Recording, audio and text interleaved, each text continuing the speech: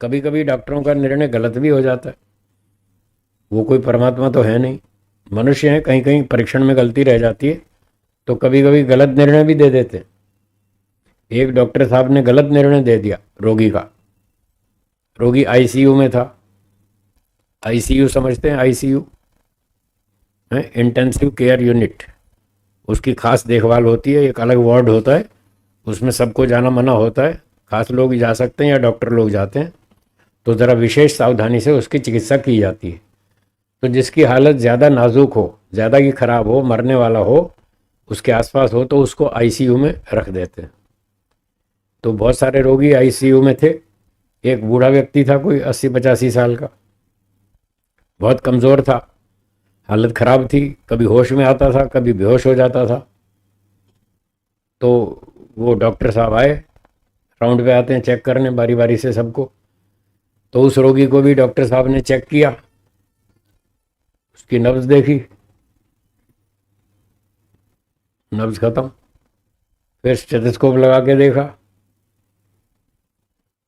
Heart beat भी नहीं। तो डॉक्टर साहब ने बोल दिया, सिस्टर ये रोगी मर गया है, इसको ले जाओ। अब जैसे ही डॉक्टर साहब ने बोला ये रोगी मर गया है, इसको ले जाओ, इतनी देर में वो रोगी होश में आ गया और उसने सुन भी लिया कि डॉक्टर साहब ऐसा कह रहे हैं, ये रोगी मर गया है, इसको ले जाओ। उसने सुन लिया।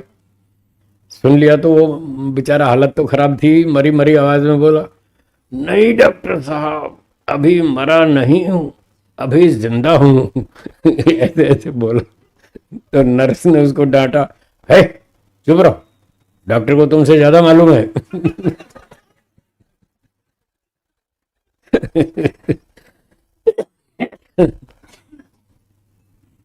रोगी कह रहा मैं जिंदा हूं, डॉक्टर को तुमसे ज्यादा मालूम है। डॉक्टर कहता मर गए।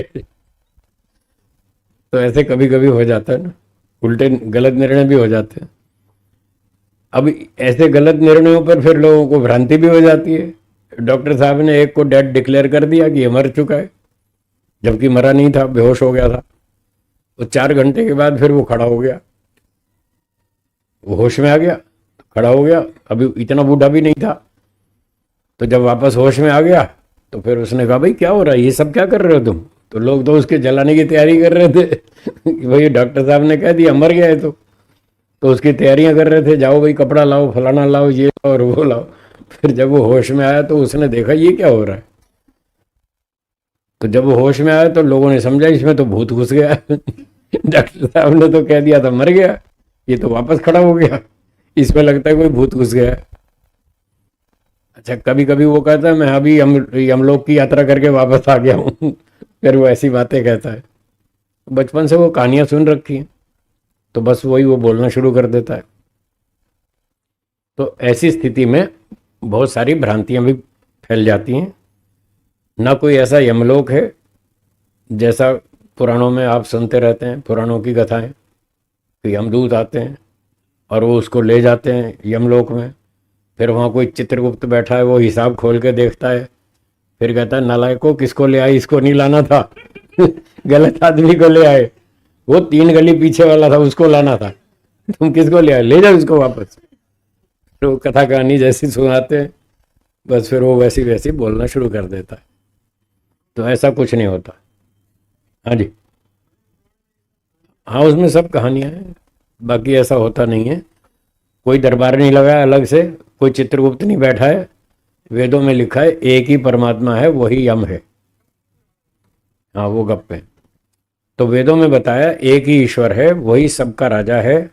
वो कोई अपने असिस्टेंट नहीं रखता, कोई चित्रगुप्त नहीं रखता, कोई पीए नहीं रखता, कोई यमदूत नहीं रखता, कोई सेवक चौक नौकर चाकर कुछ नहीं रखता। सारा काम वो स्वयं करता है और कहीं आता नहीं जाता नहीं, उसका कोई दरबार नहीं लगा हुआ है ऐसा, जैसा ये सब काल्पनिक बातें बताते हैं। तो ईश्वर ही स्वयं ही सबके कर्मों का हिसाब रखता है। एक व्यक्ति ने पूछा जी वो अपने सहायक क्यों नहीं रखता? मैंने कहा वो जिस दिन अपने सहायक रखने शुरू कर देगा वहां भी रिश्वत चालू हो जाएगी।